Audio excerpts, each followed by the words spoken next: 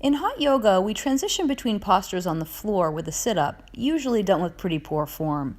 Notice here how Christy throws her arms in front of her rather than using her abdominals to sit up. There are two really important components of every sit-up: spinal flexion and hip flexion. Probably the most important is spinal flexion because that helps to protect the lower back once you add the hip flexors in.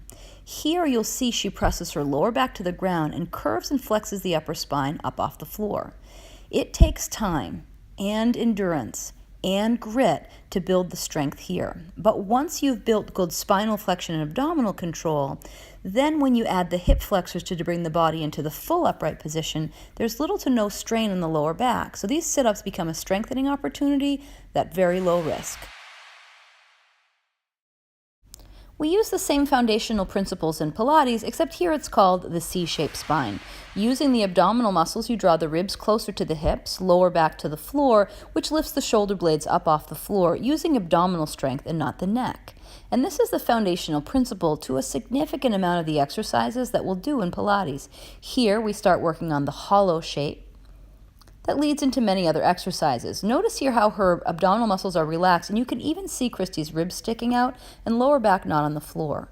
Once those abdominal muscles are contracted and engaged, the lower back is straight, strong, and true, and you can add those sit-up type movements into the body without risking straining or rocking in the back. Once you've developed good awareness of the abdominal muscles, strength, and endurance, it's easy to add variations on these postures that help you to build strength in new ways. Notice how the alignment and engagement of her abs doesn't change.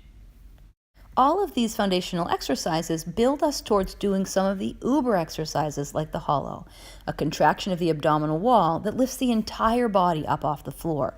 The hollow isn't done with your legs, your arms, or your neck. It's done with your abs. So belly relaxed, belly contracted. Notice how she pushes the lower back to the floor and brings her body into that curved shape. Contracted and relaxed. The difference is really visible.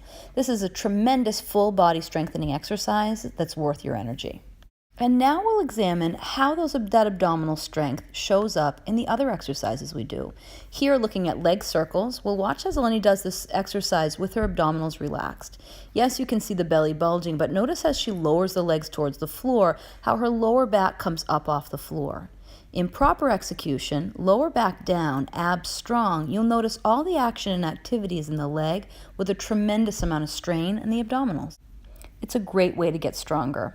We'll employ this same C-shaped spine abdominal strength that we built practicing the hollow in lots of other exercises on the floor that seem like they're about your legs, like flutter kicks, seal kick crunches, crisscross scissors, and baby sharks.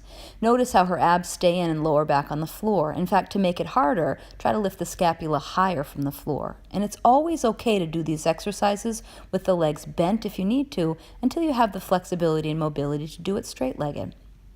One of the biggest mistakes we see with seal kick crunches is trying to do this exercise with your head. Rather than pulling head to the legs, keep a static hold in the abs and gently pulse the legs towards your head. Try it this way and you're going to feel the burn immediately.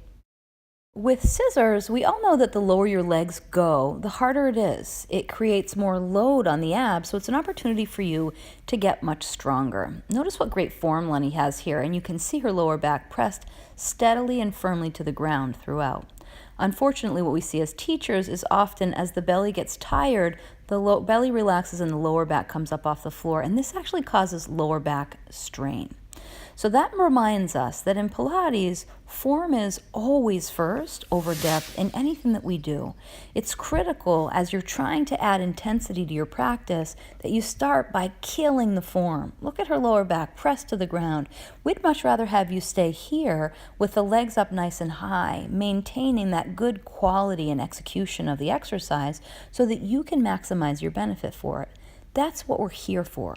We're here to help you move your body in ways that are going to make you feel better, enjoy your life even more.